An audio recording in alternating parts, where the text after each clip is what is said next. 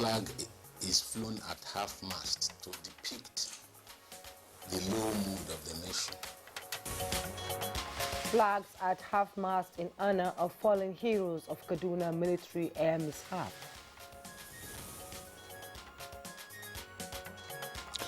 House of Representatives opens investigation into recovered loot as Senate considers bill to unbundle NIPOST. Fresh attacks on INEX facilities in Anambra, Imo, and Enugu states.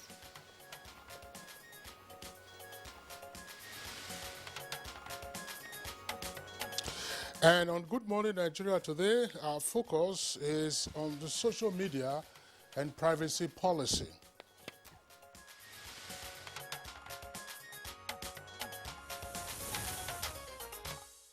Indeed. Now, how would you like your social media conversations and even private businesses to be really protected today, encrypted or fully on display? Well, if you're on WhatsApp, soon you should be having a displayed banner in your smartphone app explaining when it will share your data with Facebook. What? Yes, indeed, you screamed right. That's right, Jumai, and anyone, of course, would be flustered by the scenario you just described. But then it is said that WhatsApp is going ahead with this rather controversial change to the privacy terms that it has always operated. This itself is not altogether a new policy, as it has set this in motion since 2016 and decided to shift gear gradually to the beginning of this year, 2021. Exactly, Kingsley, and that made the conversation over these changes to privacy policy obviously spark diverse reactions and backlashes from the tech industry watchers and several users who are somewhat not budging to the new line in data privacy disruptions. But then, this month of May has witnessed more voices, as it were, over what this information sharing policy across the social networks will portend for users elsewhere and even here on the African continent, and particularly for us here in Nigeria, where issues of information communication technology really, of course, we take it hook, line, and sinker with everyone latching onto it without bothering about the consequences. And data protection, no doubt, is an interesting feature and discourse around the world, and Nigeria, as a part of the global village, cannot keep still over the concerns of information protection and regulation implementation as well. So how have we received the subject matter? Do we have a good grasp of the state of information systems management in the nation alongside privacy policy or control over what is being regulated from other climes? Well, the question you just asked, Juma, is a pertinent one because there are concerns that the privacy policy being operated for countries in Africa and Asia, that policy isn't the same as you would find for users of social media apps, say in Europe or in the Americas. Attention has been drawn to this by one of the critical agencies in the ICT sector, namely that's the NIDA, that's National Institute for Technology Development Agency. Now, it is, of course, indicated that there ought to be a regulatory guideline on data protection at any point. And what, of course, are we required to do in this instance that WhatsApp, I think the policy came into effect effectively on the 15th of May. Yeah, they said there will be repeated reminders for you to accept the new policy. And it turns out that sometimes those policies are usually the equivalent of what is referred to as a small print. In insurance in those days, you always have the little disclaimer in small print, and nobody bothers, to read it. Sometimes, too, those policies are usually often detailed, and you're asking yourself, what is the meaning of this? Accept or decline. If you fail to decline, of course, the messages keep coming back, and once you accept, you are hooked, and therefore you are bound. What are the issues surrounding all of this, and why is NIDA so concerned that our privacy policy should be one that ordinarily doesn't hamper our personal data as well as our business conversations? It's also thinking of going ahead with organizing what it calls a hackathon, by which it's going to invite IT experts, usually young persons, to begin to develop their apps, such as the equivalent, for instance, of WhatsApp, Facebook, and others. And once we have that, of course, we then proceed. Some countries, of course, don't use WhatsApp. China, for instance. Well, we raise these many issues, of course, as well as others, as we get into our conversation segment onto this edition of Good Morning Nigeria, to which I now welcome you. We're broadcasting from our Abuja headquarters studios. I'm Kingsley Osadolo. And I am Juma Yusuf, welcoming you to the program. We shall have our complimentary segments in the course of the program. But in the meantime, Tessie Omeri is with the morning news. Hello, Tessie. It's good to see you. Good to see you too. Good morning, Kingsley and Jumwe, and welcome to the morning highlight news. President Muhammadu Buhari Monday hosted Professor Faustin Acheng Todera, President of Central African Republic, telling him that his first concern for his people is their security and well-being.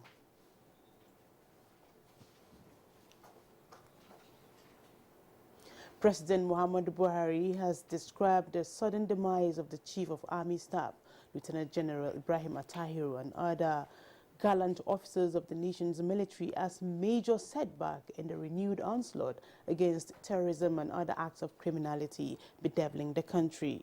The president stated this while receiving members of the Nigerian Governors Forum on a condolence visit over the tragedy that befell the nation. The chairman, Nigeria Governors Forum and Governor of Ekiti State, Dr. Kayode Fayemi, who led the delegation, told the president that the governors were saddened that the officers died when the military started to feel the impact of its new leadership. And presidential directive for the flying of national flag at half-mast in honor of the late Chief of Army Staff, Lieutenant General Ibrahim Attahiru, and other victims of the Kaduna air mishap was observed in the Federal Capital Territory.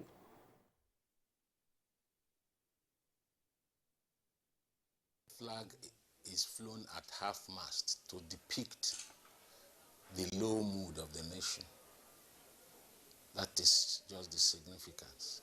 He died in active service. He won a lot of medals based on service. So flying the flag is good because he deserves it. I equally suggest that a national monument to be named after him. And I think one of these barracks, they should name after him. President Muhammadu Buhari has directed that the Federal Executive Council meeting scheduled to hold on Wednesday, 26th May 2021 be postponed to Wednesday, 2nd June 2021. Secretary to the Government of the Federation, Boss Mustafa, in a statement says the postponement of FEG is in furtherance to Mr. President's directive for the national flag to fly at half-mast nationwide from 24th to 26th May 2021.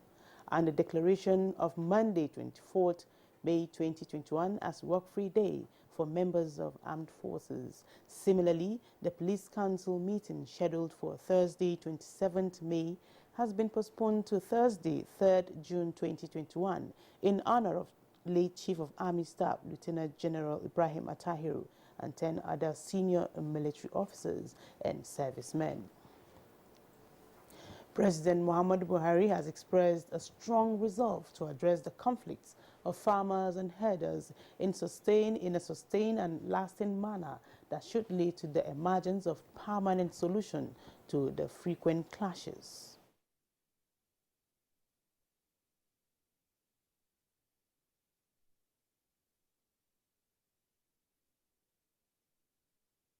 The House of Representatives has opened an investigation to assess the status of all recovered loots, movable and immovable assets of government. It was reported that the House is interested in knowing how recovered assets were managed or utilized from 2002 to 2020. The war against corruption will not likely succeed if the Nigerian people do not have confidence that the recovered assets cannot be properly accounted for by those who have the responsibility to so do. Our purpose here today is to ascertain what happened to those machines and to determine why, despite the massive investment in the sector, we we did not achieve the modernization objectives. This has nothing to do with our inability to purchase scanners. Yes, we can buy, but everything to do with poor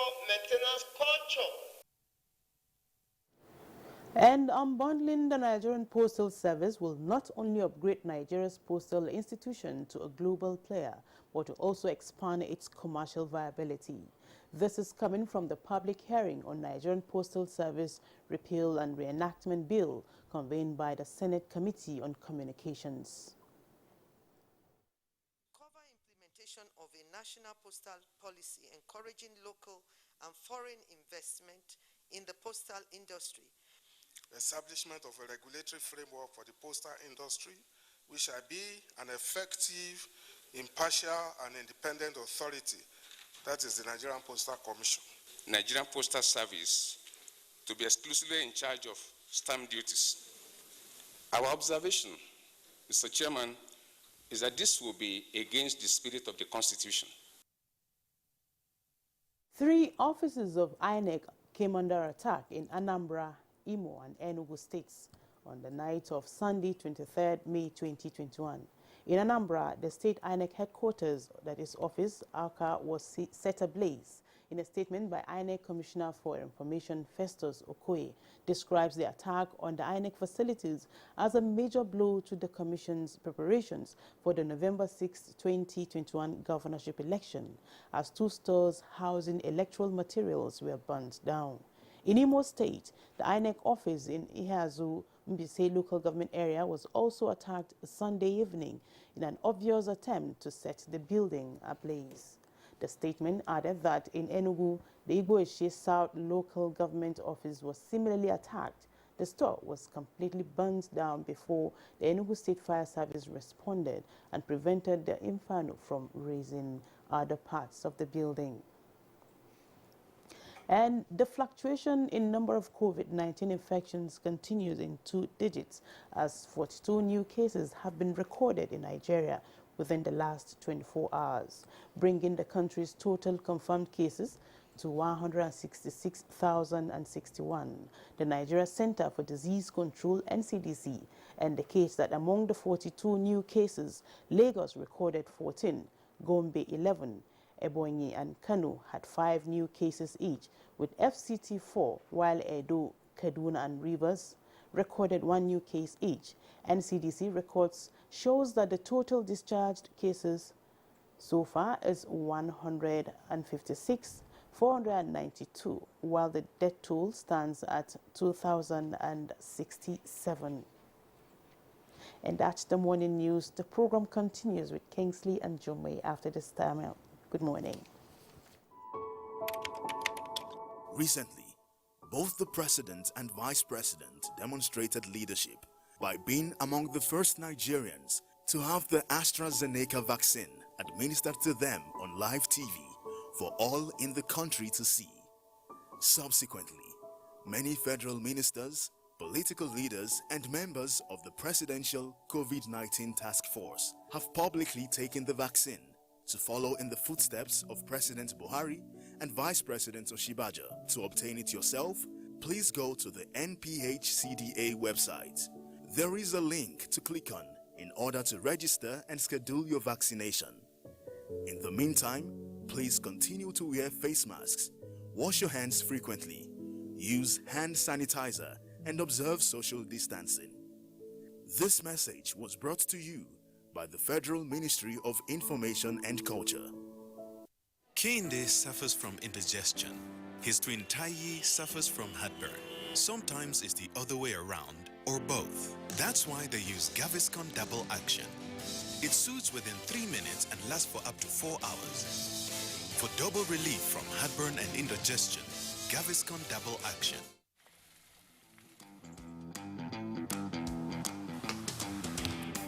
Guess what? What? I scored a hat trick today. Cool! Wow! And how did you celebrate? Just do your hands like this. this. And hold your nose like this. Body odor is caused by germs. That's why you need the new improved Dettol Cool Soap, which protects against 99.9% odor-causing germs with an extra burst of menthol freshness. Dettol, be 100% sure.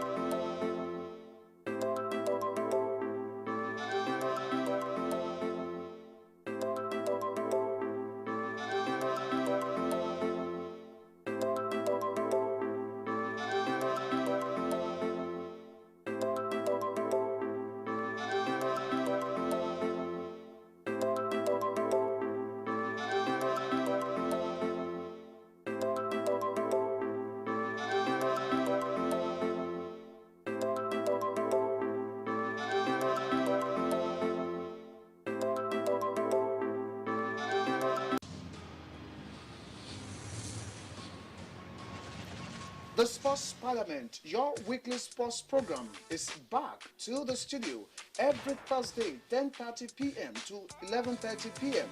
live on the Nigerian Television Authority, Africa's largest television network. Watch out for the parliamentarians with renewed vigor and zest. Mr. Speaker with his gavel to harmonize sports resolutions. Sports Parliament, a must-watch. Sports Parliament, the home of sports verdict. The highs have it.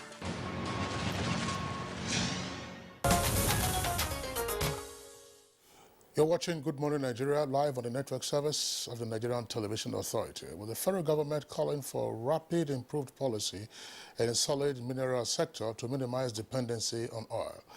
Let's listen into that story with details from our correspondent, Comfort Amodu.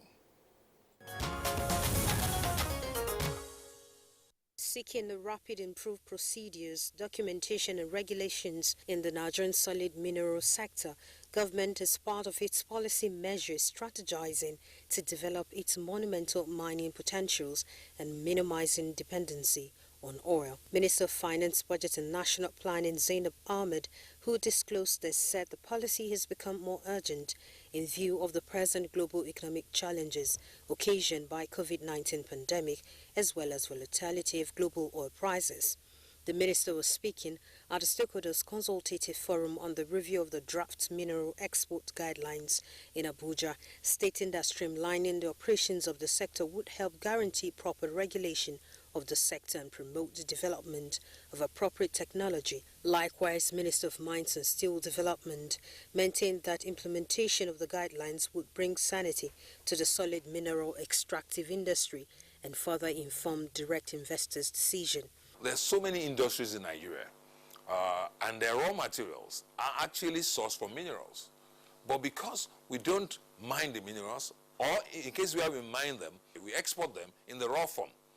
And then our companies, our industries now go back to go and buy this semi-finished product as their own inputs into their industries. So the first thing we are doing is, we mine the minerals, but after mining them, we must do some beneficiation locally. We must process locally. When we process locally, we'll be able to satisfy a lot of industrial needs. We are going to create value along that chain.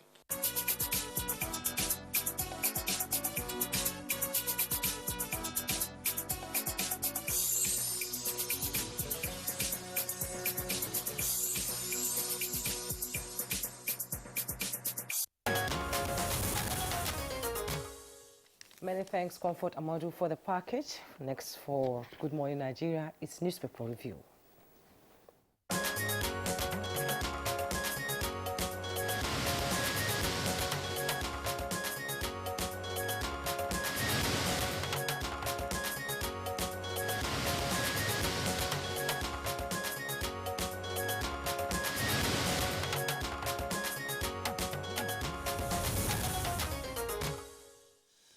All right, my colleague Jumai and I, of course, will take the two papers that we have in turn and then discuss one or two of the stories before we move on to another segment of the paper. I have the Punch newspaper with me. The Punch says above the name flag, federal government bars 22-year-old aircraft from Nigeria and releases 5 billion naira aviation bailout. Federal government bars 22-year aircraft from Nigeria, releases 5 billion naira aviation bailout. So that's on page 22. Experts predict 11.5% lending rate as MPC ends meeting. And reps allege sabotage, grill officials over $120 million abandoned ports scanners. Indian strain, federal government begins hunt for 90 isolation evaders Wednesday. And an earpiece there, one of the victims of last Friday's military aircraft crash in Kaduna, says Taiwo was billed to go on UK course from June 12, says sister of late pilot Asoni. That's on page 8. As about declaration, governors disagree as presidency backs Malami on open grazing ban. Governors disagree as presidency backs Malami on open grazing ban. Two riders to that headline. Governor's announcement on grazing is of questionable legality. That's according to the presidency. And the other writer says, system outdated. We have to stop grazing cows from Karo and Amoda to Lagos. That's according to Ondo State Governor. And then you'll see the photographs there on the front page, the bonfire, as well as the blockade of the Abuja Kaduna Highway. This was in Gauraka, in the Tafa local government area of Niger State, during a protest against abductions on the Abuja Kaduna Highway. That took place yesterday. Zulum threatens sanctions as panel unveils 91 ghost workers. Protesting Niger communities block highway as gunmen abduct 15. And Bauchi orders recruitment of 100 doctors, 2,500 student nurses. Lalong and Senator lament as herdsmen kill pregnant mother and 14 others. NAPTIP rescues 4 stolen kids from FCT child traffickers. And of course, you have another headline there. Yeah, I have other headlines from the Nation newspaper. And above the masthead, we have more INEC offices raised in Anambra, Enugu. You find the details on page 6, including Imo State. While autonomy for legislature judiciary is key by agency, that's coming from the DG, you find the details on page 8. NEMA launches 1.8 billion tools from Japanese government.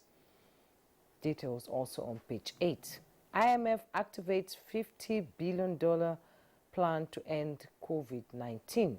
You find all that on page 5. And just below the masthead, APC must honor North-South Power Shift Pact. Details on page 8. Niger sacks 20 teachers. That's on page 33. 58 killed in Niger, Benue, Plateau.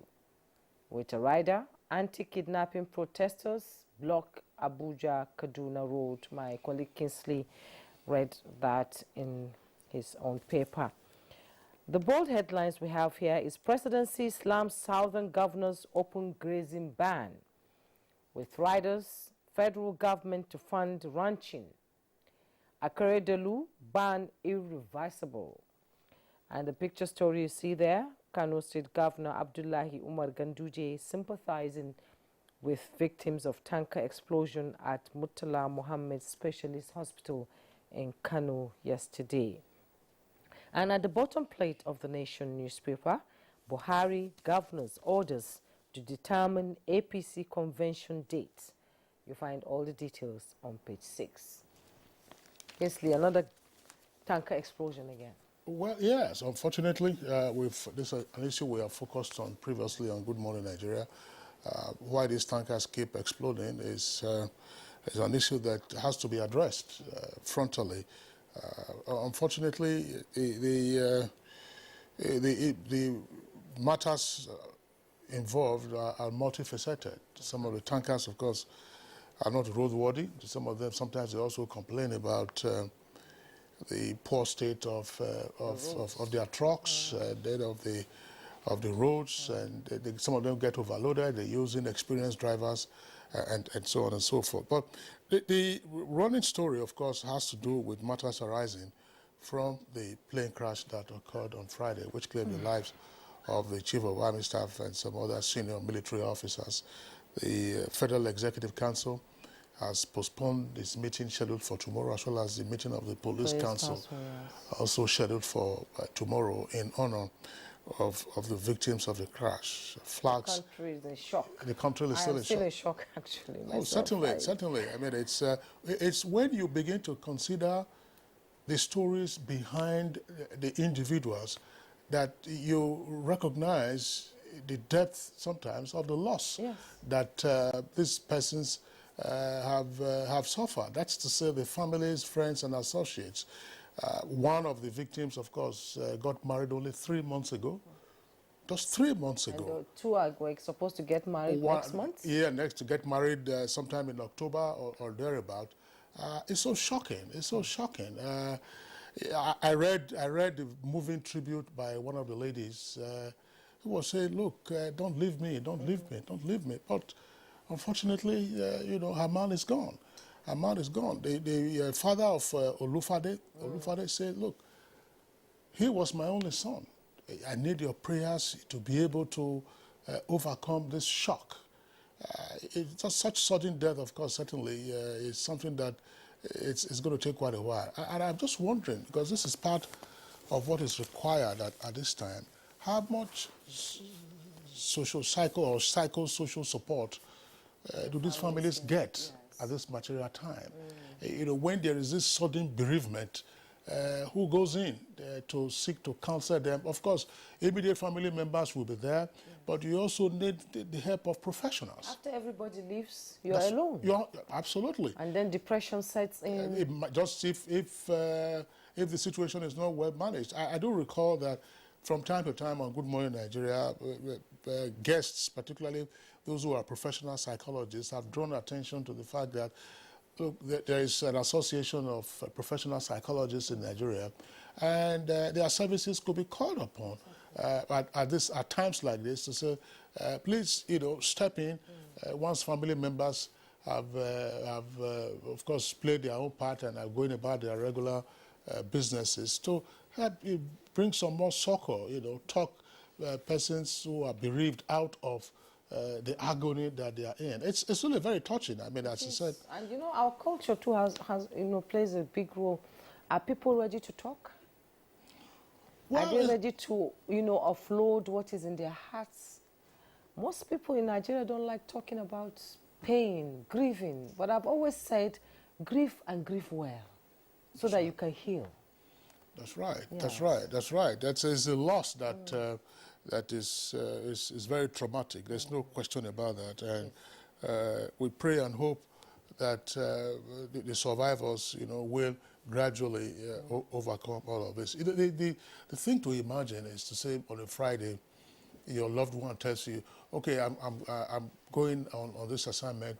When I come back, say on Saturday or Sunday, I'll see you. What about the people the one that called his mom that is coming to break his fast? That's right. So you just say, oh no, I'll be with you when I return, or when I get to Kaduna, we'll see around about 7 or 8 o'clock. And then the next thing is this sudden vacancy. May their souls continue to rest in peace. Amen. And this one, anti-kidnapping protesters. Are our youths beginning to come out to say they can no longer tolerate such happening along the way, along the road, kidnapping their people, paying ransom and all that?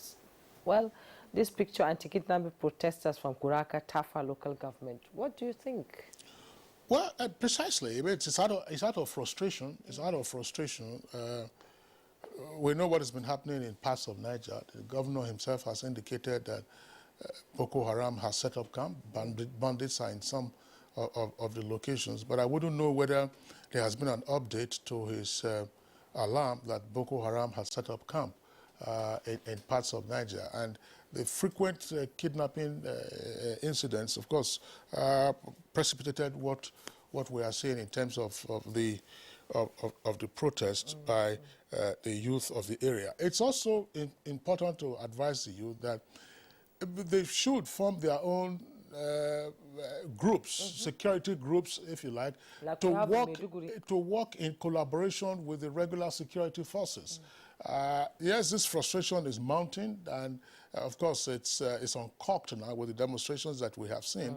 But they also have to form themselves into groups. Those people who are operating as kidnappers or as bandits are functioning in their own territory, and probably these bandits and kidnappers are strangers. So why would you then allow strangers and other criminal elements to overrun your land? So part of what is required for them to do is to form themselves into vigilance groups and see how they can work with the regular security agencies, the military, the police, first, of course, by way of giving intelligence, and then also leading them to the hideouts of these particular elements, not taking the laws into their own hands in the first instance. The other point is about the federal government barring 22-year-old aircraft from Nigeria. Well, there was a time, of course, where the country was witnessing frequent air crashes, and one of the factors at the time was the age of the aircraft. And so there was a policy similar to what is just being re-emphasized now, being reintroduced now, to say, look, aircraft above a certain age cannot fly, particularly those that are used for scheduled commercial operations. But experts have also pointed out, again on Good Morning Nigeria and other fora, to say that age isn't necessarily a factor of the aircraft efficiency or integrity. The maintenance. Maintenance is key.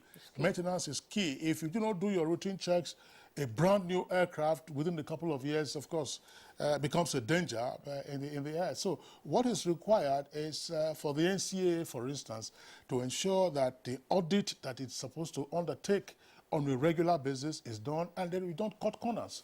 To say, look, if you are supposed to have a scheduled maintenance, be sure that you had that particular scheduled maintenance. And we saw the sanction that was imposed recently on Asman Air with the suspension of its operations for several weeks. Well, Kingsley, we're running out of time for this morning.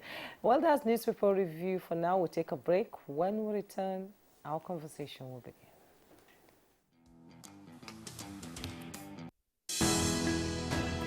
Dialogue, empathy, love and unity.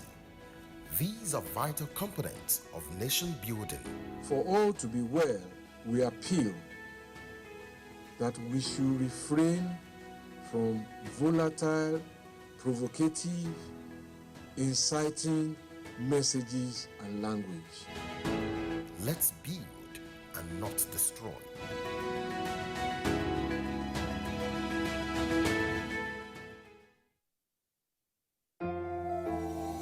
At the first sign of pain, you need a solution that you can trust to provide effective relief and is gentle on the stomach.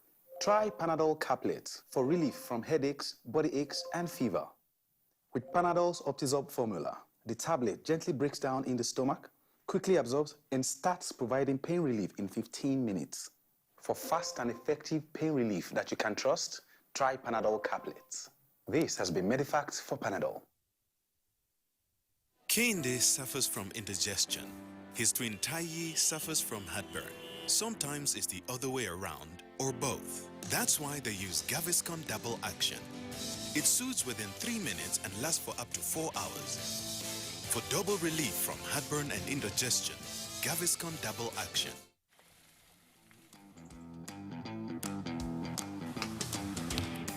Guess what? What? I scored a hat trick today. Cool! Wow! And how did you celebrate? Just do your hands like And this. hold your nose like this? Body odor is caused by germs. That's why you need the new improved Dettol Cool Soap, which protects against 99.9% odor-causing germs with an extra burst of menthol freshness. Dettol, be 100% sure.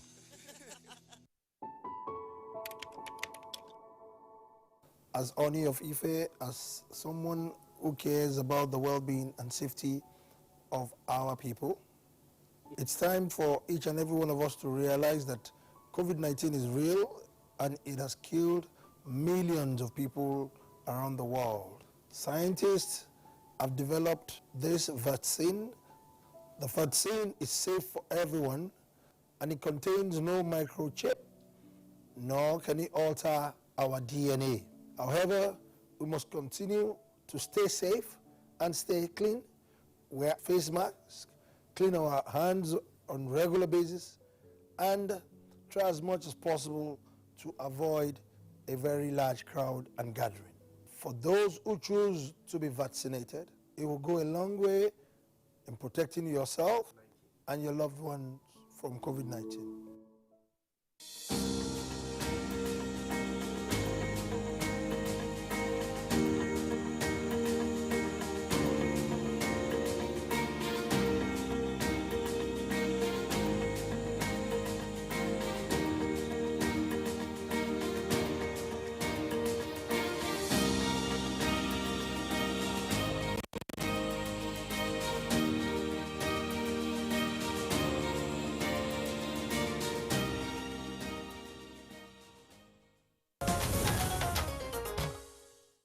Welcome back, and to kickstart our conversation, here's a background report as packaged by Oyeyemi Ajayi.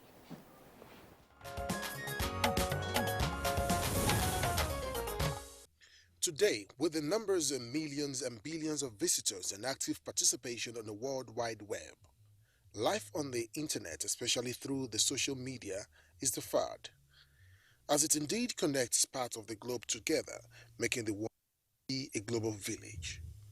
However beautiful as the offerings of the social media bring for connection and communication with all, many concerns have been raised about the activities that go on through it to discredit our trust for the new media usage, data exposure, or going into classified or confidential information of individuals as they find ways into people's lanes and paths on the web. Information in the hands of some wrong individuals and groups who now use it against such users. So far, 24 African countries out of 53 have adopted laws and regulations to protect personal data, and this is actually modeled after the 2016 EU General Data Protection Regulation. 3 countries, Kenya, Uganda, and Zimbabwe, have already enacted personal data protection legislation, the promulgation of which has not yet been effective, as the laws are still in the form of bills. Tanzania is in the process of enacting personal data protection legislation. Nigeria, on its part, adopted its first data protection regulation in early 2019. Public and private actors have to conduct internal assessments, while the National Information Technology Development Agency, NITDA, the government's agency in charge of monitoring its development, is set to enforce regulations in this regard. With some measures put in place to protect individual data on social media, how private are information? How best can one be sure that indeed nobody has access to classified and confidential information? What is the possibility of social media privacy data regulation? These are some of the questions guests on NTS Good Morning Nigeria will be answering shortly.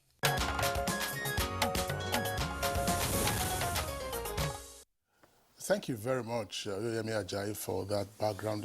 With us in the studios now to discuss matters on this very interesting subject, which is social media and privacy policy. We have 2 of our regular guests, but from the National Information Technology Development Agency, we have the desk officer in charge of data protection regulation, Mr. Femi Daniel. Femi Daniel, pleasure to have you with us this morning. Thank you very much. Okay. Also here with us is Abdul Hakim Ajijola, cybersecurity expert. Delighted to have you again. Thank you for inviting me. Dr. Uche Mbanaso is Executive Director, Center for Cyberspace Studies, Nasarawa State University in Kefi. That's nearby Nasarawa State. Pleasure to have you again. Thank you for having me again. Okay, so gentlemen, delighted to have you with us. Of course, we hope to be joined later on in the conversation by another guest if he's able to make it in good time. Yeah, exactly. Do you mind? Yes. Now let's begin.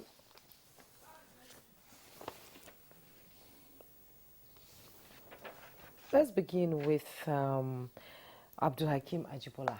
It's good to have you join us. Thank you for inviting me. Yes, social media data, sort of breaches the tech community. It's rocking the breaches, it's rocking the tech community in Nigeria, and we as the users also. And indeed, it's quite disturbing when you see you use your data and information is out there that you didn't want to give it out there. So how huge and worrisome should this be for us today in Nigeria?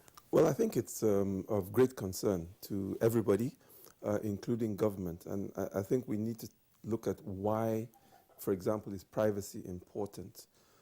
There are some people who would tell you that, well, I have nothing to hide, and therefore privacy is not a problem. However, these same people close the door when they go to the toilet, to the bathroom. So, we all need some level of privacy. Now, having said that, really the issues of privacy border on power, control.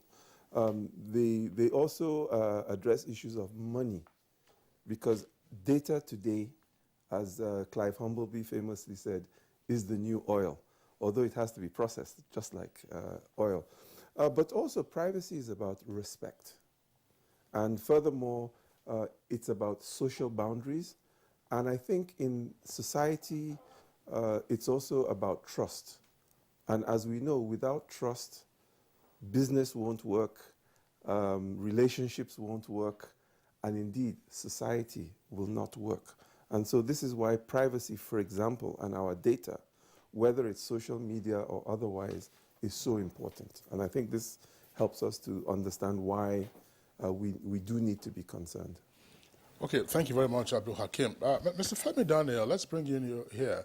Just about a fortnight ago, NIDA issued a statement which, of course, was drawing attention to the very critical issue of privacy policy with regard to the utilization of social media. And this statement came just about the same time as a number of users on WhatsApp were getting messages to say, look, accept the new privacy policy and all of that. Give us a background as to what NIDA apprehended and why it had to issue that statement or that advisory. Thank you very much. Early January 2021, the WhatsApp sent, there was a new development on the WhatsApp privacy policy. And that was to the effect that because there had been a merger between, Facebook actually bought over WhatsApp, and they updated their privacy policy to now indicate that the information, particularly the metadata is the data about the data. What that means is that when the technologies can actually pick the type of phone you are using, where you are sending messages from, who you are, the location you are sending it to. So while they don't see the content of your message, but there are close to 13 other personal information that can be gotten. So what the Facebook group tried to do or are trying to implement now is such that from WhatsApp, information, metadata of personal data subjects from WhatsApp can now be shared with other members of the Facebook group, and this includes Facebook itself, the Instagram, and some other products that Facebook may have today or in the future. So that actually, we had, as a responsible government, we had engaged them at the national level, but we didn't stop there. We also, at the African level, because NIDA, as a regulator, is part of the African Network of Data Protection Authorities, we had a meeting of all the African Network of Data Protection Authorities in April, where we engaged the global policy officers of Facebook to understand the context of what they are trying to do, why they are doing it, and what could be done. So it is after that long period of ventilation of ideas and personal concerns to them that NIDA eventually had to come to issue an advisory to Nigerians to let them understand what how the new privacy policies could actually impact on them. So that is the context of where we are and how we've gotten here. Mr. Femi Daniel, having law is one thing. Implementation and compliance is another. What is the level of compliance in Nigeria now? So like you rightly mentioned, the Nigerian Data Protection Regulation came into being in January 2019, and NIDA had actually, as the pro-tem, let me use the word pro-tem, because there is no doubt all over the world there is the opportunity of having a dedicated data protection authority. But because of the economic and the very important, important need for us to have a data protection law, which if we hadn't had a data protection law in 2019, by now we would have lost billions of dollars in investment, would have lost a lot of opportunities, because if a country that do not have a minimum level of data protection will be cut off from the global digital economy. So the NDPR, I would say, is a stopgap measure which had actually brought in a lot of relief to our digital economy space, but of course it can always be improved upon and built upon, which we are seriously supporting. Now, the level of compliance, when we issued the NDPR, we were very strategic. We tried to be slim on administrative costs and also have the highest impact. So one of the things we did was to, rather than telling people to register with the regulatory agency, which is what happens across most of the African countries and even in Europe, we decided that we should be implementing data audit. And since last year was the first year we received this data audit, we had 635 organizations submit their data compliance audit from 13 sectors across the economy. But this year, though the timeline is 30th of June, we've already almost doubled that number, and there's far more awareness, and people are now getting much more aware about their rights. So I think in terms of level of awareness and implementation, Nigeria has done very well, and it's indicated by the accolades and recognitions we are having. And we are also supporting other African countries. We've been getting contacts from Gambia, from Uganda, and all that too, for them to learn from some of the things we have done. And I think it can only be better. We can only build on it. But we've started on the right track, and we just need to continue, developing on what we've already begun. Okay, thank you very much, Femi Daniel. We'll return to you. Let's bring in now Dr. Uche Banaso. Dr. Uche Banaso, look, 20 years ago, when we got into the GSM revolution, as it were, in the Nigerian market, the key thing for everyone was access. From just about 400,000 landlines, plus a few hundred Not 9 knots, as those ones were called at the time, we now have millions of telephone lines. And so access, freedom, and opportunity is in everybody's hands. So it is not just your smartphone. You have your iPad, you have even your laptop, and so on and so forth. But as you experts will also say, there is a veil behind this device that you have, or this device that you use. How aware are people about what lies behind that veil? So tell us, so that before we get into the nitty-gritty of privacy policy, what it entails, and how you should, as a user, be conscious of this privacy policy. Thank you very much. I think before I delve into this your question, I'll lead to less more foundation. Actually, privacy, my PhD thesis in 2008 is on privacy, and done extensive study on privacy issues. Privacy is very intricate and often confusing. And a lot of people are just grappling about privacy issues because it's very fluid. I'm going to take it from technical perspective on the fact that most users are very naive. What to us is the benefit we are getting, and these benefits are just very minor benefits vis-a-vis what the privacy intruders are amassing in the context.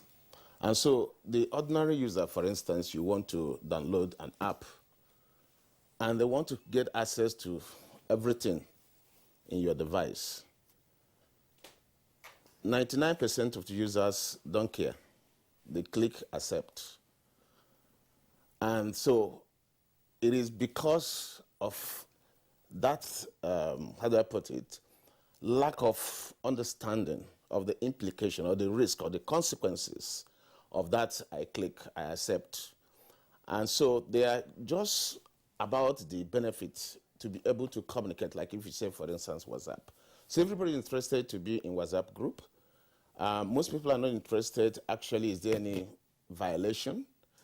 And that brings to the fact that privacy configuration for a very long time has been a kind of a unilateral approach, in the sense that the application providers are the one who dictates how privacy is configured, if you understand what I mean.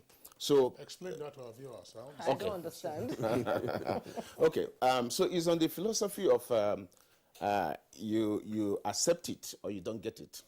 That's to say, look, these are the terms for your using this app. Yes. That's and right. If Either you don't accept it or you don't get the application. I've tried so many times when I deny. Yeah. Yes, you don't get the application. I don't get the application. So you see, there is. We think that most of the applications we get on the Play stores are free. They are not free because the main way they are getting their returns is through trading with your data. And that is why if you are not able to accept it, they shut you down. And so it is provider-centric. So they dictate. So there is nothing like, for instance, self-governance in privacy. So privacy is very, very intricate. And is something that is actually very, very hard to protect. And so all the idea of policy, regulation, is just scratching the surface about what the privacy is. So the user focuses on the benefits rather than the consequences, rather than the risk, because the risk is aftermath, but the benefit is just immediate. And that is why influences users' naivety on this aspect. And so they are not concerned about what is going to happen after I download this application. And so they click, and so they also, there is no clear awareness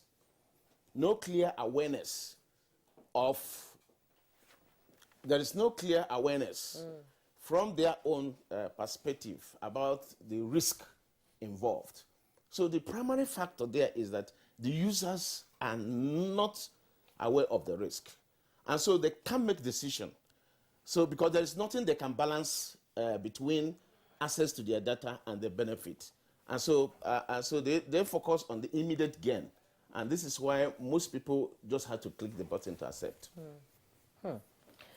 And the social media today, you know, we are being part of a global village and the world is in your palm. What you post, it could be personal, it could be educative, it could be informative out there. Is there any way that these app providers can use your data in a negative way? Absolutely. Absolutely. In 2015, I published a research article, The Cyberspace and the Intensification of Privacy Invasion. And that was when we see what was happening in the social media, how they were intruding. For instance, almost every app needs your contact, your camera, everything within your phone. The metadata, as Femi Daniel has said. And if you don't accept any of them, they block you. You can't get access. And so there is, like my very good friend said, Abuja, data is the new oil. Google became what it is just by trading on data. You use Google free, but it's not free. They are trading on your data. And so this is why what is happening because they spend a lot of time providing this application, and they trade it on you as free. And so this is from the concept of social engineering. So it appears to be free, but it's not free. So everything you get on the cyberspace as a free gift has an underlying thing you pay for it. And so our data are used, your location data is used for marketing, okay? And also used by security agencies. So it depends on whose interest they are trying to trade this data, so if you understand what I mean. So there are a lot of drivers of privacy issues. Business interest, those who are using it for their business, those who are using it for national security, and also you might be aware of the identity theft that are on the criminal world who also uses it for their own benefit. And so data is at the center. This privacy data is at the center of everything we are talking about today in the cyberspace. Okay, thank you very much, Dr. Mbana. So, Abdul Hakim Ajizola, we're back to you again. Yes, sir. Still, just seeking to understand the ecology, if you like, or the ecosystem of social media and where the privacy policy comes in, seeking, of course, to either lure in users or to also let them know the boundaries of their utilization of a particular app? Well, let me build on what the good doctor has said. There's a famous adage that if something is free, you are not, what do you call it? You are not the customer. If something is free, you are not the customer. You are actually the product being sold. So I think this has to hit home with all of us, that these things that you see, quote unquote, free, the person is not giving it to you because they love your face. There must be something they are getting. Now, having said that, forgive me if I may be blunt, I personally don't use WhatsApp. And I don't use it because the nature of one's work, it has what we would call cyber hygiene challenges, as Mr. Femi Daniel has correctly mentioned. But there are always alternatives, and this is the beauty of cyberspace. If you don't like this particular app, there are other apps. Now, if you use other apps, there are penalties. For example, maybe you don't have as many users in the ecosystem. Maybe you don't have, it's not as easy to use. And some, maybe you even have to pay some amount. Token, yeah, but is it Facebook? There is an alternative, or there are alternatives. YouTube, there are alternatives. And the reason is that because these people, these apps that I've mentioned have a very voracious appetite for your data. And that's why they are multi-billion-dollar organizations. Now, coming back home to our youth, one of the interesting things I believe is that in the process of our developing some of our policies, we are a little bit behind. And this was something we were talking with Dr. Banaso before we came in. As a society, I think that we do not spend or invest enough time and effort in underlying research. Because what this research does, it empowers us to project forward, to know what is coming, and therefore be prepared. So, for example, recently there were attempts in the legislature, the national legislature, to develop some kind of social media bill, which brought a lot of hue and cry. Now, the truth of the matter is that social media, whether we like it or not, is controlled, is monitored, okay? There are sanctions on it. Let us ask former President Trump. He went to an extent, social media banned him. I mean, the mainstream social media. So the question really as a society we need to ask ourselves is, who censors social media? It's certainly not the Nigerian government. It's certainly not your parents. It's certainly not, society. Oh, then. It's some provider. Corporations. Most of them at this point are based in Southern California, who use their own culture, ethics, and perspectives to censor everybody in the world. Now, that doesn't mean that the endeavor to develop a social media bill in Nigeria was a good one. And where I'm going is that, you see, we do need to have some type of controls over these media, but they have to be within the democratic context. And they have to be based on democratic norms. Now, the argument for for many of us shut down the Nigerian endeavor was that there were several particular clauses that one would argue were undemocratic. This is where the problem is. So in all things, it's about achieving the right balance. So we would argue that there is a need for some level of social media control. By whom is the question? To what extent? Because it must be in line, with, like I said, our social and democratic norms. And if I may just touch on the issues of norms, there's been a lot of work done, for example, the Global Commission on the Stability of Cyberspace in The Hague. We'd actually done a lot of work on developing norms for state and non-state actors. The UN process or the UN processes tend to focus on what you would call the state actors, the nation states. But there is also a need for us to develop social media and cyberspace and cybersecurity norms for non-state actors. For example, in our culture, when you meet an elder, maybe you don't look at them in the eye. These are norms. They are soft laws, but they provide some kind of societal control. So clearly, there is a need for those kind of things. But the question and the challenge we have is because we don't have some of this underlying research, members of our legislature are not sufficiently empowered to be able to think through some of the nuances and finesse of how to basically best articulate the kind of legislation required.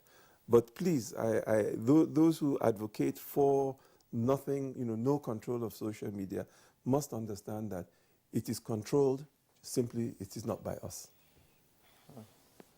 It is controlled and not by us. Well, some stakeholders have said that regulators pick what they censor. Unfortunately. Why is that? Well, again, it's back to this because we don't have that underlying research to develop a long-term strategy. So that what ends up happening is that you pick and choose, you do what is convenient. So actually you are more tactical, if I may say, than strategic. And of course, the big problem we have in this country with many institutions and many of us is that we are reactive. And usually reaction is a sign of failure. You need to be proactive. This, I think, is where... Okay, gentlemen, thank you very much. There are some issues that you have also brought in. They are related to the conversation. You brought in the issue of research and to, of course, guide policy going forward. You've also brought in the issue of regulation, which is also important. That's with regard to the use of the social media. But let's, again, return to the transaction between an app owner and the user, which is the privacy policy. That is to say, in the two-way relationship between, say, myself as Kingsley and the app provider. I say, okay, fine, I want to access an app. Dr. Mbanasa was saying earlier, usually there are conditions to say that. I want to. But sometimes when I see a good number of those things, well, it will access your contact, will access your media, your photos. I disappear from that particular app. But earlier, Femi Daniel was talking about some kinds of personal information. As he said, some 13 of them that could be sources of privacy invasion. I would like you to elaborate more on that, to say, look, there are certain kinds of personal data or personal information. If you are a social media user, that could be out there in the hands of those who are otherwise providing these things for you free. Thank you very much. So I think the starting point is for us to understand that the social media has a lot of benefits and values. And in the modern world we are, it would not be appropriate for us to say, don't use social media. But definitely, like Mr. Ajijola mentioned, we need to have norms and hygiene. Now, I would quickly step back a little to talk about, there are three major philosophies globally about how we approach these issues of technology and social media. There is the school, there are the people who believe that business is king. So they need to use their laws to prop up their actors, that's the Americans, to prop up their actors to ensure that they are continuously, winning in the global digital economy. So you see, America does not have a national law on privacy.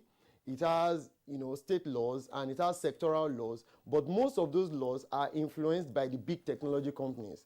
And those laws are actually made to ensure that the Facebooks, Google, Amazon, and all that, they are continuously, making very good profit globally. That's one school of thought. There's another side which are more focused on security and national, critical infrastructure protection. So you look at the Chinese, you look at the Russians. Russia does not even allow you to send data out of their country with very limited exceptions. While the Europeans, they are also consumers of a lot of American technology, but they are focused more on autonomy of the individual. That's why when you look at issues about privacy, the Europeans have some of the most robust laws, because they are like the other speaker mentioned again, there's a difference between the strategy and tactics, but you also need both, particularly when you are just starting. Nigeria is just starting this conversation. We are over 95 years late into this conversation, but what we need to do is to see how we can also quickly bridge the gap and leapfrog some of the issues. So for us as Africa, and this is not just about Nigeria, the question is, where do we want to sit in this whole, whether business, the autonomy of the individual, or security? I think we need to have a bouquet, just like during the Cold War we used to have a non-aligned movement. We need to be in a basket, in the middle, to be able to understand that our youths are actually creating some of the most, important, technologies in the world. So we cannot, as government or as a people, say that we want to cut off from the technology, ecosystem, because our youths are also making a lot of efforts, and they are very fantastic efforts at that, which we need to continue to promote. And also, but the other side to it is that Africa is 1.3 billion people, and what Nigeria has been, we have been pushing for, and I think the message is beginning to percolate to other African countries, is that if we band together, we let the big techs and other, foreign, neo-colonial entities understand that we are not just going to continue sitting back and letting you dictate all the terms of the engagements to us. I think we'll be able to make progress. So now, coming back to the issue of, the question that was raised. In 2019, Facebook got $62 billion from advertising technology, while Google had $107 billion. What is advertising technology? Immediately you go on a site, for example, YouTube, and the thing is rolling. You just see it rolling. At that time, your metadata, some of the things I described before, they would be published to hundreds and thousands of people we call demand side partners. And also there's also the supply side partners. So now they would immediately, I am browsing that site, is showing, okay, Femi Daniel had actually browsed on books, he had browsed on food, he had browsed on this in the recent past, he's from Nigeria, he has this interest, he works with government and things like that. So this catalog of information is put together and it's sold. The highest bidder is the one that will be able to advertise to me. That is why two of us may be browsing the same site, but different adverts will be coming up, because there are different in my image in the technology world is different from yours, and they can gauge my expectation from yours. So what we see here is like, and just to actually bring the point home, we are the products. But what we can't just throw our hands in the air and say we will do nothing. So what we have done, and we have done this not just for Facebook, but we did this in 2019 with Truecaller. The strategy of Nigeria, of course, the long-term strategy is for us to also begin to build our products, to also begin to have some infrastructure that will be able to support our policy dimensions. But right now, what we are doing is to use our number. So we called out Truecaller in 2019 to say, look, your privacy policy, you have one for Europe, you have another one for India and the rest of us. We are not going to take it. And they came back, they came back, engaged us, and we worked on some of the issues that were raised. We cannot say technology companies should not operate. That is not our perspective. Nigeria is a free country. We tend towards capitalism or something like that. But we can also make the technology companies understand that the rights of Nigerians is sacrosanct, and we can use our numbers. When we actually had that engagement with Truecaller, a lot of people stopped using Truecaller, and it affected their business. And of course, this issue that is also happening with Facebook, we believe we'll continue engaging with them, And we believe that they would also come to a reasonable, middle ground for them to be able to shift so that Nigerians will be able to, will be better protected rather than the blanket, take it or leave it, approach that. And sorry, just a final thing. It is impossible for everybody to always read everything about privacy policy, because from a research, it shows that if you need to read all the privacy policy of all the products you use, you will spend 33 days out of 1 year to continue reading that that privacy policy. So what do you do? So what? Sometimes you don't even have the time. So that is why we also need government, to balance some of these things by empowering Nigerians to understand these are the things that have come up. These are the data that is being collected. You have now a choice to now say, I am going ahead or not. But that is the best I think we can do for now, to empower Nigerians to actually make informed decisions about their social media and other technology platform usage. Femi, Daniel, thank you very much there for your explanation. There is an issue that you have raised. We will house it in the meantime. That has to do with tech companies and the ICT philosophy. Yes. Talked about the business orientation, autonomy orientation, and the security orientation. But I still want us, for the benefit of our viewers, to get back to Dr. Uche Banaso. Dr. Uche Banaso, earlier you were trying to talk about metadata that can be mined, and Femi was just giving an example of how they trade in your data without your knowing. So what are those 13 likely personal information that could be invaded when you are using an app or you are using a particular product online? And the Truecaller I mentioned, for instance, sometimes when you want to sign in, the adverts will keep popping up on your phone. Say, sign in, sign in, sign in. Then when you press one, you go to the next one, say, we will have access to that, and you quickly just leave them. So I quickly run away, actually. Yes, tell us. I mean, what are those kinds of personal information that just might be available to the suppliers of these apps and product? Thank you very much. If you remember when I started, I said that privacy is a kind of privacy provider-centric. And they control everything, they dictate everything. And so when you look at it from that perspective, because almost every app has access to everything you have on your phone. And so they have access to your contact. By the way, that is how Truecaller, the algorithm Truecaller is using is through harvesting of contact from people's phone. So if you harvest your contact, harvest your contact, harvest his contact, then it matches the number against the names in those contacts. That's a simple algorithm they are using. And they, when they bring it, Truecaller is very invasive. And what they are doing is so amazing. Like we are talking about how they sell this data. So when they have access to your contact, they have access, for instance, if you have what we call ICE, in case of emergency, they already know who is your next of kin, who to be called if there is an emergency. So with your contact information, there's a lot that can be gleaned from your contact information. Then they have your location. They have all your transaction data, all the whole sites you have visited. If you have like a history, they have that. And you can imagine what Abuja said so, that the data has to be processed.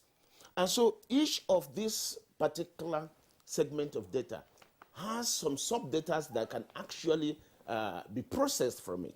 Your location information, your contact, your transactions, your camera, also they have access to your camera, which means that they can actually take your picture and know where your environment, where you are sitting. So if they activate that, it means at any time they want, you are holding your phone, or they also sense what you are trying to do, they can seriously take your picture and know the environment, because I can actually locate you based on the background of the picture you have taken, for instance.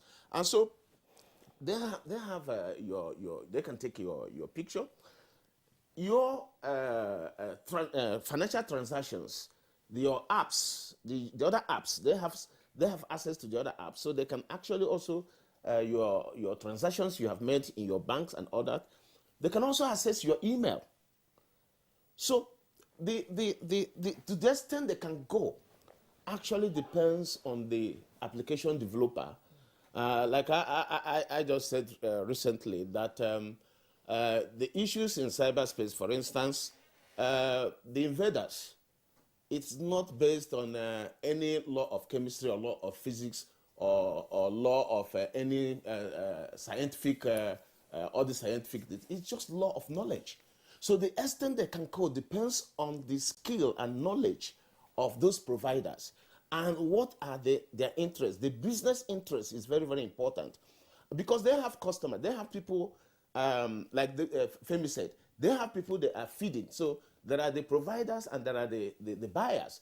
And so as the buyers demand, they also try to fulfill the demand of their buyers. And so what is important is all this, is the skill and knowledge of those who are developing the application and what their buyers need. That is to the extent they can intrude our privacy.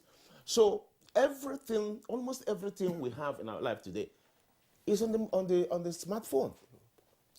Most of your for instance now, we are talking about home automation, that you can use your smartphone today to control things in your home. That information there is very, very important. So somebody might be interested to know the kind of fridge you are using, the kind of drinks you take, the kind of visitors you have. Remember, most of the cameras we have today are IP based. And so there is what is for the benefit of internet protocol, cameras, anything that, like we say, Internet of Things, anything that can be hooked up to the internet today. And so with that, they can control almost everything in your house. They can get every information in your house.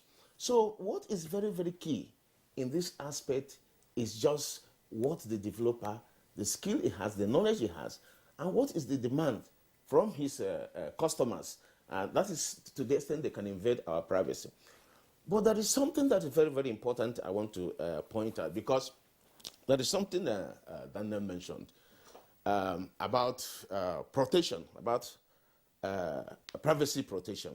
Because this is very, very germane. There are three elements when you are talking of this privacy protection.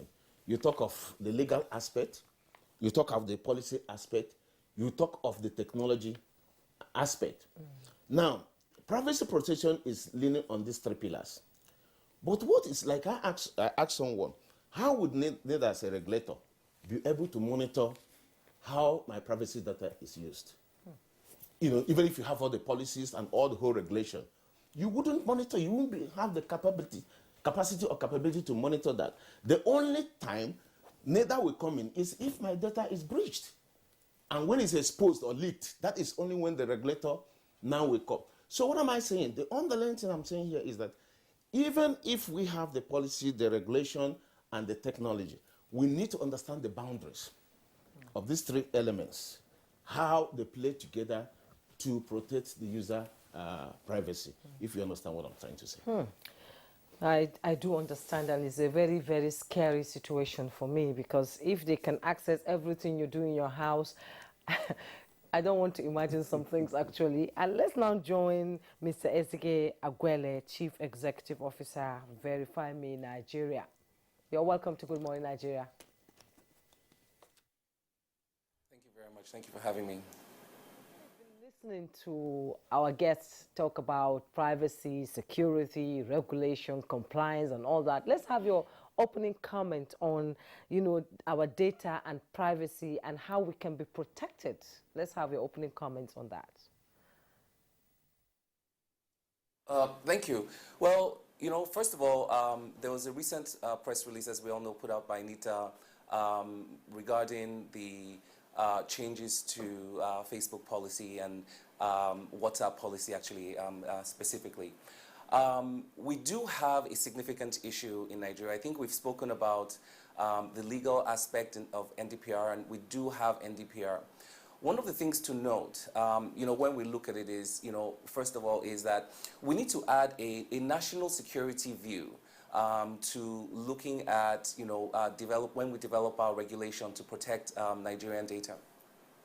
It is true that while we say there is, not much, or there are limitations to what we can do in terms of control, it is true that Facebook in particular and many of these social media platforms have different policies that protect privacy more in Europe under GDPR than they do in African countries. They don't protect our data as much as they do in many other countries that have gone a long way to make sure that they do.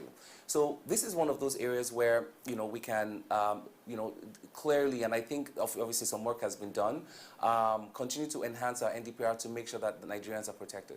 But if we also look at it from a national security perspective, there is a potential issue, and I would say of somewhat of a digital colonization. Almost all of the data that basically captures how Nigerians, or how we interact with our environment and how we interact with each other, is not in our country. Private corporations and governments have more information on our interactions based on the information they collect, right, than our government and our national security agencies. The people who work in our national security agencies, our military, our intelligence, our government officials, also fall victim. So this information you're talking about in terms of people who interact, who you interact with, all the metadata, your accounts, who you talk to, what you're shopping for, what your probably problems are, when you're looking online, are basically mined as well, to understand even people in our government, right? So that things can be influenced. And we also need to look at things from that perspective, right? So we have a serious issue with NDPR, not even just from a platform perspective, but even in Nigeria today, when you look at our open API ecosystem, where foreign and private companies are coming to Nigeria to struggle with local companies to get direct access to our government data, where, by the way, it is illegal for any foreign company in their own countries to get direct access to their repositories. All of this is actually part of how we need to be seeing our data and our protections in Nigeria. But we also have to look at it, and somebody mentioned, from the business side. Now, from a platform perspective, I think, Facebook, there was $17 billion in 2020 generated from advertising alone. Nigerian businesses use WhatsApp, especially the SMEs, for growth. In fact, WhatsApp is more trusted than Instagram, for example. It's actually also used for advertising in terms of the status updates. So while there are many benefits to this, we do need to look at how we can continue to protect Nigerians. We do need to look at how we can strengthen our NDPR regulations to be as strong as those in the West. And we also need to start to look at a national security view of our data, how it's used by social media platforms, and how we give access to this data so that we can actually protect Nigerian citizens. It is actually a critical issue that can lead to, I would say, a digital colonization that we have no idea where it's going to lead when it happens. From what you're saying, is data privacy and data security same, or there's a little difference there? So what I would say, in my experience is it depends on the philosophy of the country. What I advocate for more is in most environments, when we talk about data privacy protection, there is a national security view to it as well, where national security has a seat at the table. So, for example, somebody mentioned China, you can't, carry, data out of the country. By the way, even look at TikTok. If you look at what United States did to TikTok coming out of China, it had a lot to do with the fear of how much data they had on the teenagers, what they were doing, facial recognition because all their faces were on camera, their transactions, who they were talking to, mining their data. And the thing that scares me the most is that so many Western countries are clearly making decisions because they take national security very importantly. We in Africa, and particularly Nigeria, need to also know that they're doing this for a reason, and perhaps we need to be taking this seriously as well. Mr. Esige Aguela, thank you very much. We'll return to you in the course of the conversation. Hakeem Majijola, you were itching to respond to the matters on the table. Well, I want to build on what others have said, and let's talk about some numbers. Facebook Messenger collects about 46 additional pieces of information, the metadata. That is the data about data, as has been pointed out, your location, when you sent the message, when you received it, how big the message was, who it was sent to, etc. That's the metadata. So Facebook Messenger collects about 46. WhatsApp actually collects closer to about 16. Telegram collects about 8. Signal collects between 0 and 1. And the point I'm trying to make out here is that, you see, the less data you collect, or the less data your app collects, the more private, because I cannot sell what I don't have. But let's give you an example. I think about a year or two ago, the U.S. military decided that it wanted its troops to monitor their fitness. I mean, we want soldiers to be fit. And so what they did was that they issued them with Fitbit, so that it monitors your heart rate, your running, you see. And of course, the soldiers were using it. And one day somebody realized that they were seeing Fitbit tracks, going in circles in the middle of nowhere in the Republic of Niger. How? Apparently those were secret American military bases with a running field.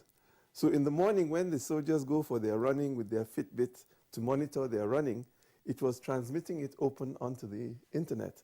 And so you can see that there are implications. So one is just trying to bring some of these issues together.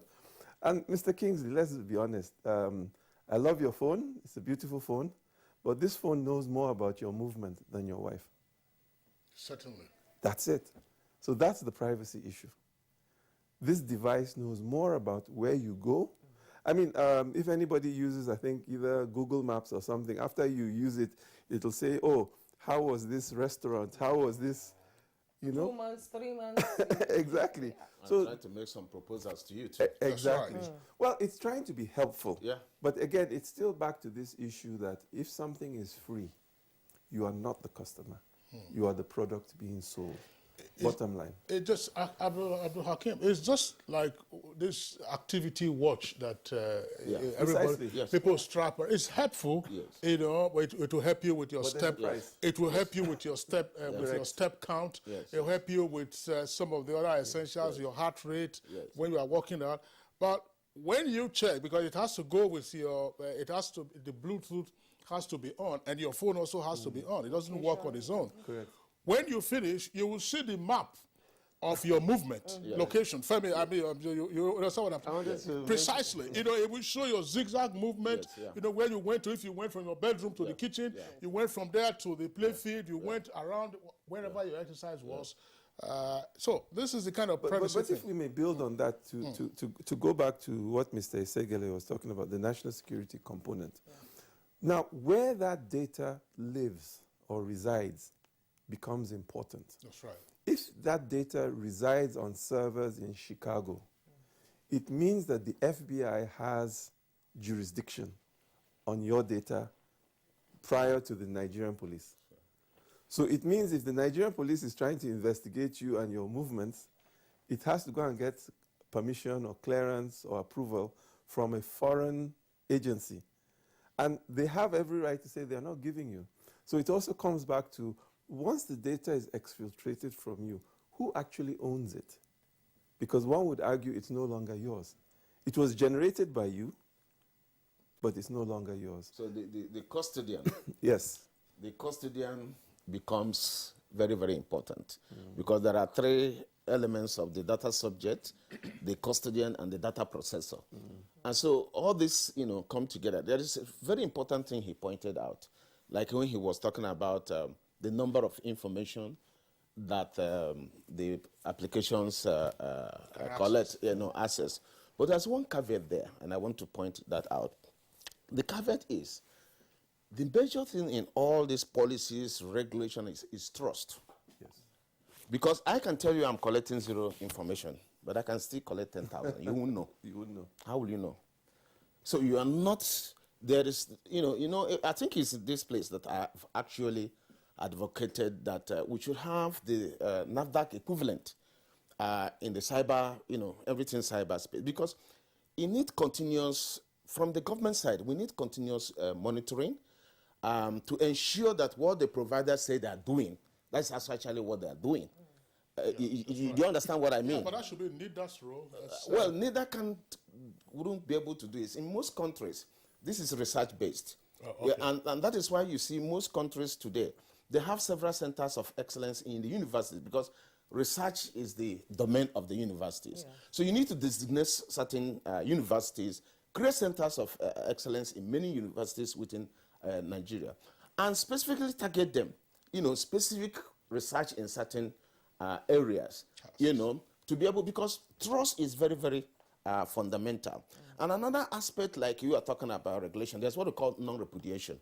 How do you ensure non-repudiation? So all this, are just a kind of technical things, but trust is behavioral, if you understand what I mean. Because I promise you I'm going to do this.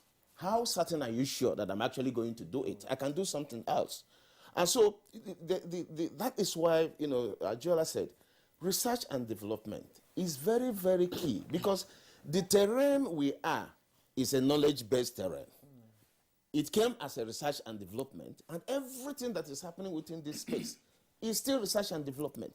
So any country that plays down on research and development in the cyberspace is doing that at their peril. For instance, I was listening to one of the Army generals talking a few days ago, and he was talking that it took them almost 2 years to procure equipment from the US, military equipment. Now, in few years to come, we will not be importing military equipment as it were. It will be cyber weapons. And you order cyber weapon, it takes you 2 years to get the cyber weapon. What is the cyber weapon? It's a code. It's a software. And by the time they even give you the weapon you have ordered, maybe it become obsolete. And so this is why every country I know in the surface of the earth, like he said, we are always reactive. We're not, proactive. Are doing intensive research in this area because it is a knowledge base. It's like a game. We are in a field. And that game, you are playing a game. So it depends on how much you prepare. That's how you can win the game. So if you understand where I'm going. Yes. So this is very, very important. There are a lot of issues, in this privacy we are discussing. Privacy is a very intricate and complex subject that is actually hard to treat. I was doing some reading up quite some time back, and they said wars will no longer be fought on the ground. Absolutely. It's going to be cyber war and Absolutely. All that. Yes, thank you very much. As the conversation begins to wind down, it's becoming very, very interesting, but we have to take a break. We'll be right back. Universal Microfinance Bank wishes to inform the general public not to give money to anybody disguising as its staff or agent to secure the COVID-19 Targeted Credit Facility, or AGS MEIS loan. However, a training fee is charged by Accredited Entrepreneurship Development Training Institute, EDIs, for the training and business plan for the AGS MEIS loan. Whenever you are in doubt, please call us at 0901-002-6905. If anyone has collected money to help you get the loan, please lodge a complaint on our whistleblowing portal by sending us an email on whistleblower@nmfb.com.ng. Nirsal Microfinance Bank also wishes to inform the general public that the COVID-19 Targeted Credit Facility disbursed by our bank is a loan and beneficiaries must pay back with interest. The COVID-19 Targeted Credit Facility should not be misconstrued as a grant from the government. Call 094-621-730 or visit www.nmfb.com.ng for more information.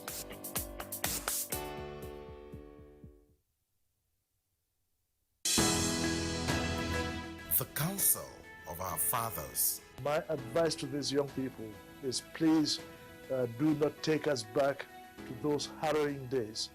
You probably do not know what it is. Nigerian youths, let's build our nation together.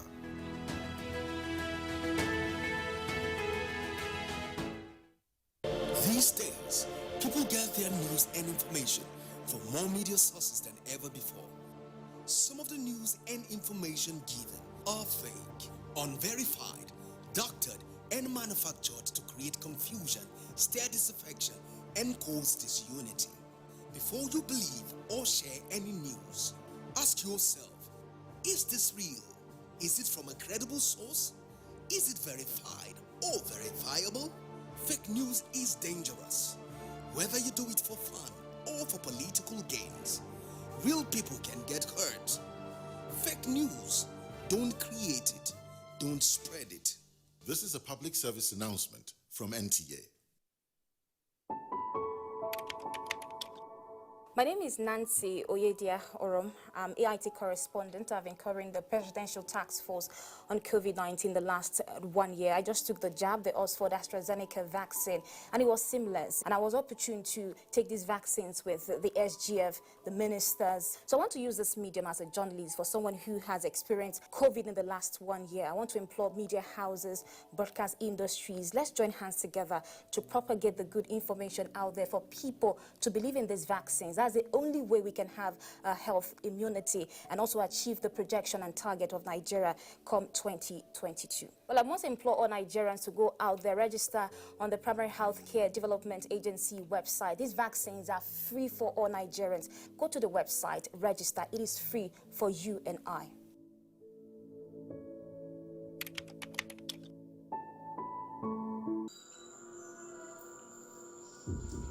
Life can be very eventful.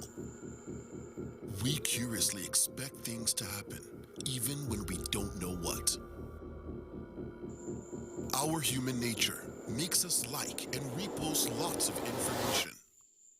Some are unverified, inciting anger and hate. Sometimes innocently, other times the urge to break it first. This, in most cases, has caused destruction in many nations.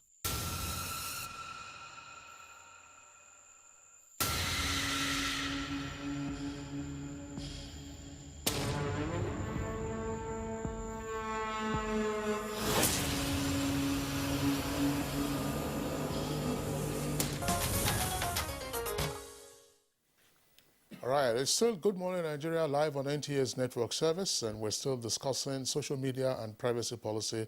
Of course, there are ramifications to this subject matter.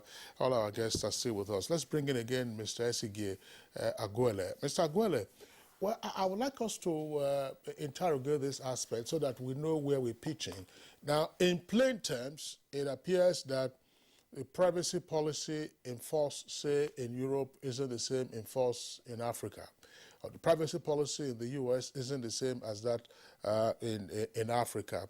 And earlier, Femi Daniel of NIDA was indicating to us that the ICT philosophy has three broad strands or three broad tendencies.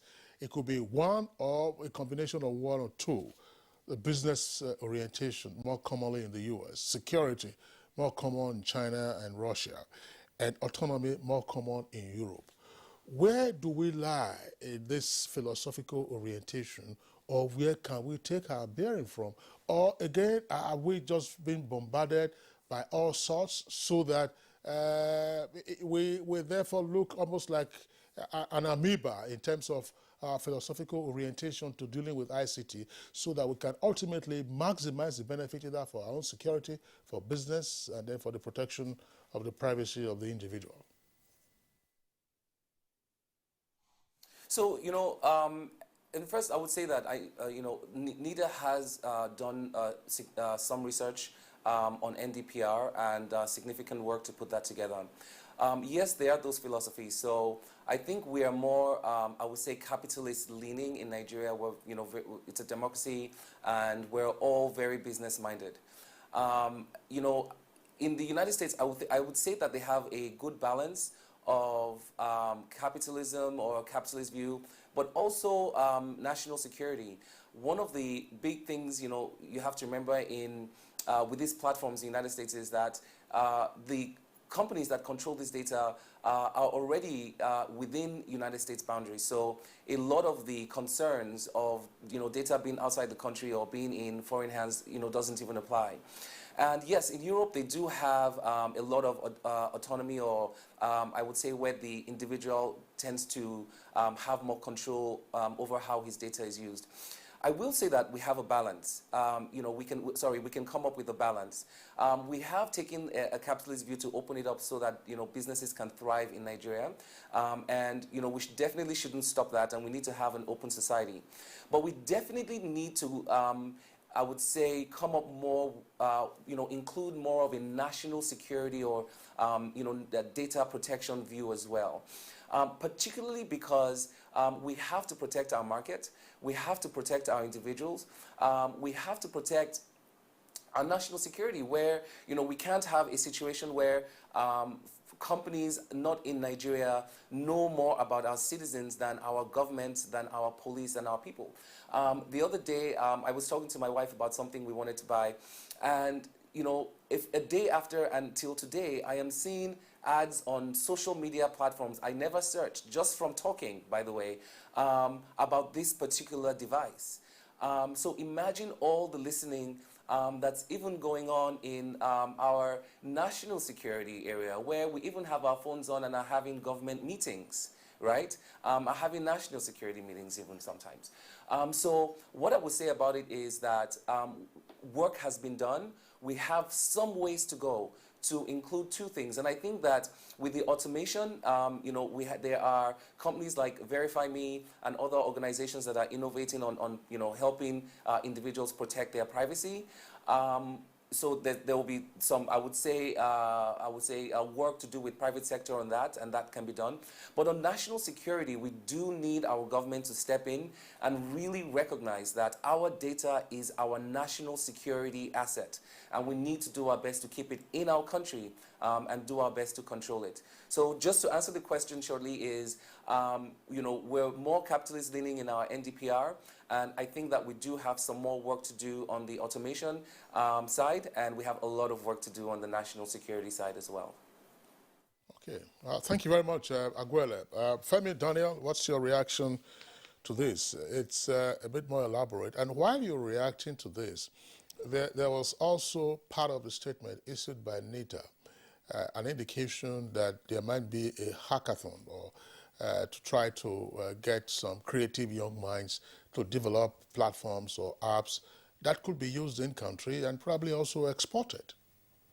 Yes, actually the Director General of NIDA was in Lagos last week, and he had an extensive engagement with the tech community in Lagos. And I can tell you for a fact that there is no other country that is as innovating as fast and as robustly as Nigeria in Africa. I think it should be a cheering news for Nigerians that we have some of the brightest young people in the world, people who are actually innovating around government. They are thinking about how government can be more functional. They are thinking about how education can be better. They are providing solutions that are even being adopted all across the world. So while there are a lot of cheering news all around, one thing we can be rest assured of is that we have some of the best youths in this country, and the Director General has had real engagement with them. He is also a very young person, and NIDA is working as much as we could within our resources and our mandate to ensure that we continue to prop up this ecosystem. Now, for the national philosophy, I think Esege is right on point. We cannot focus on the financial aspect, the economy aspect, and leave the security aspect out of it. And there is an ecosystem. NIDA is a critical player in the ecosystem, but we also have the academia. We have the National Security Advisors Office. There are some mandates that have been deposited with that office, and NIDA is working assiduously with everybody in the ecosystem. We have very strong relationship with everybody in the ecosystem. For example, we are not the core agency, sponsoring or pushing the data protection bill. But I can tell you that NIDA has done some of the most robust work on our new data protection bill. This is to tell us that for we as an agency, our focus is if Nigeria works, I mean, it has catalytic effects on every other aspect of our national life. So it's not about, trying to be, put ourselves in boxes. We are working across. But I also want to say that we are reaching out to the business community. And of course, the business community is also reaching out to us. Some of the things we are doing, we would not say we just wake up in our dream and just say this is what needs to be done. Some people call us to say these are the issues, and we think about some of these solutions together. That is why, as good as it is for us to have a national law, which we are working on, we must also have very agile and robust, humble regulatory agencies who are willing to hear what is going on and to be able to act as quickly as possible. And that's one challenge I would also be bringing to our very distinguished academics. And just 2 weeks ago, I was in Unilag for a whole week. We were having engagements about privacy protection. We learned a lot from them, and they also learned some of the things we are doing. But right now, NIDA has actually created an opportunity. What academics need is data, credible data. We have, by instituting the data protection regulation, we actually have what we call the audit process that has about 66 questions. If we have an application from institutions and universities to say, we are interested in analyzing this information that you have collected to be able to see how this fits into our national security on data protection and all that. These data are available, but we will not continue to fish for people to say, come and collect it, while we are trying to talk to people. So I think it's a two-way street. While government has its role, the academia also has its own role to actually also push government to do certain things. I think there's no one way to solve all these problems. So for us, I think all we need to do, let us recognize the fact that social media and technology is the way to go. While there are a lot of scary things that are being said on sets today about the way, we are being monitored and all that, we can also look at innovative ways to also curb some of these things and reduce it. But let me also quickly finally mention something about the issue of storage. Currently, the issue of storage was a very serious debate in the last bill, the last data protection bill. And in that bill that was presented, it was said that if anybody who stores data outside of Nigeria will be fined up to 8 billion naira. And I think that was a major sticking point. Can you say that again? 8 billion? 8 billion naira. 8 billion naira.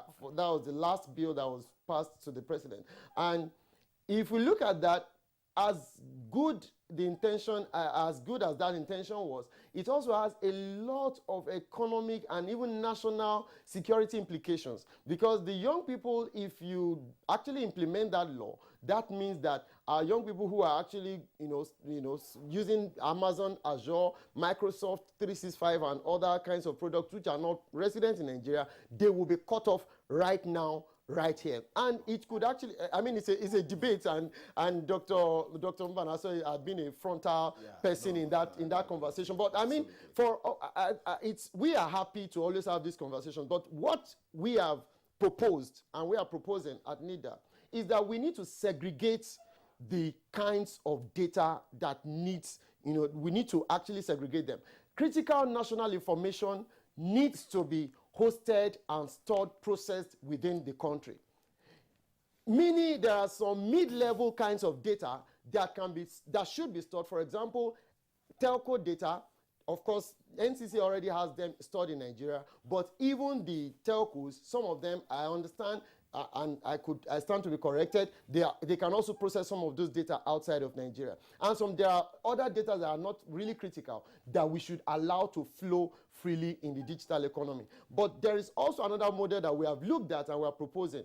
Bahrain, for example, have this model of, you have a data center with us, but you have the jurisdiction over that data that is being stored within our country. So for example, if we have that kind of provision in our law, our rack space, rack center, main one, Galaxy, they can actually be hosting African citizens' data, and Togo is hosting in Abuja, and yet Togo's law would be applying to that particular data that is hosted here. So all these things are fluid thoughts that we need to continuously engage with. We shouldn't be very, straitjacketed about these issues and look at how best we can actually continue to promote our national interest while not compromising our security. Dr. Uche, you're itching to respond. Yes, I'm very, very itching to respond because I've had a lot of battle in this regard, and especially there is something I find amazing, and that is some of our legal friends, with all due respect, should know that there are a lot of technical issues. And when you are trying to design a policy, you need that input from people who understand the technology, who knows how this data move from one point to another. Remember what Ajijola said. If you are hosting your data in California, if you want that data to move, for instance, you must apply in Georgia, in Atlanta, or wherever it is hosted to be able to get the data. And so we have running this battle. Like the provision he said, I was very instrumental to that provision. Because if you, whatever you don't have, you don't control. If I'm not having this water holistically, I can't control it. So data today is life, is the oil. And every country, you can't see US hosting national data in Russia or in South Africa. You can't see that. And so what we have advocated, like the example he gave, and which is, sometimes I tell them that is not true, that it will inhibit our young people. No. Our young people who want to use Amazon or any cloud services, that will not stop them. And this is why they need to talk to experts that are technically inclined to be able to tell them how these things can be done and still protect our data. But the problem is that most of our friends from the legal perspective, just take it from the legal angle without considering that the technical issues that are concerned need to be actually taken into consideration. Okay, Dr. Mbanaso, thank you very much. Ajijola, we're running out of time. Very quickly. I imagine that all of what we're talking about, so we say cyberspace, that this will also involve the use of satellites. Absolutely. So how then can we be a custodian of our metadata or mega data or whatever it is called when we're not big players in the satellite business? That's one question I want you to answer very quickly, and then I also go over to Aguele. How? Is it possible? Because if you have to borrow a satellite or you are a tenant on some satellite, they'll still have a way. That's right. Once your data goes through the satellite of another country, basically you must assume that they have a copy of it, period. So you either invest directly in your own satellites or you invest in the companies that own the satellites. So one way or the other, you must have an ownership interest. But if I may just quickly point out some things I'm a bit anxious about. Number one, we are only at the beginning. This thing is going to grow. This problem we are debating is going to grow exponentially. 5G, Internet of Things, artificial intelligence are just going to magnify and broaden. Mr. Aguele talked about national security. It's important, and I believe that it underlies much of the discussion. But you also have to be careful. It's about balance because it's a very, very heavy hammer. But let's also understand, about a year or so ago, India banned 118 apps for its own national security reasons. Yes, remove them.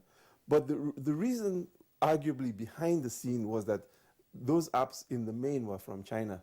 And India at the moment is having issues with China. So that was the national security component. And then finally, when we talk about NDPR in particular and privacy, I want us to understand that NDPR is a subsidiary legislation. It's a regulation. we must understand that privacy actually is already enshrined in the 1999 Constitution. Privacy is actually in the Child Rights Act. Privacy is in the National Identity Management Act. Privacy is in the National Health Act. Privacy is in the Freedom of Information Act. So it's not as if we have not, as a society.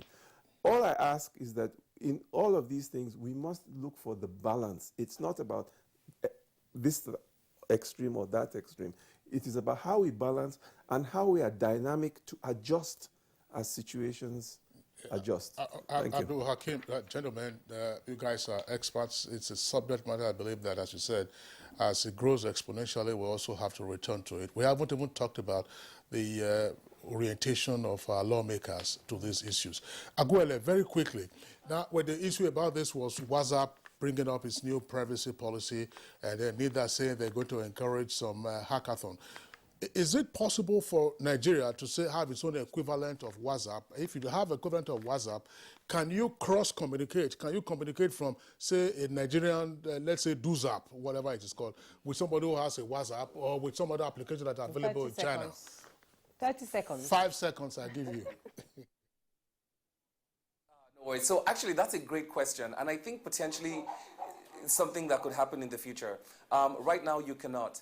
But to answer the first question is there are apps in Nigeria like WhatsApp with the same functionality. And the truth is perhaps we need to be encouraging using those apps, particularly in our government for our national security. Perhaps we should also consider not allowing some apps in certain environments. But I do agree with Mr. Femi Daniel that we cannot stop business. I also agree with the doctor as well that we can still host our data here and kind of have our applications, in Amazon for critical data in Nigeria. So there are hybrid models we can use to meet that standard of keeping our data in Nigeria. And I think that maybe the legal folks need to talk to the technical folks as well. So in short, there are Nigerian apps. And the second question, no, we can't cross-communicate at this time. But hopefully in the future, you never know. Mr. Segi Aguele, Chief Executive Officer, Verify Me Nigeria. Thank you so much for your contribution to this conversation. Dr. Uche Mbanaso, Executive Director, Center for Cyberspace Studies, Nasarawa State University. Thank you so much for your input, as always. And Abdul Hakim Ajijola, cybersecurity expert. As always, it's a pleasure having you on the program. Thank you very much. Femi Daniel, Dex Officer, Nigeria Data Protection Regulation, National Information Technology Development Agency, NIDA. Thank you so much for your clarification on so many issues. And that's Good Morning Nigeria for today. Join us tomorrow for another edition. I am Jumai Yusuf. Take care of yourself. I'm Kingsley Osadolo.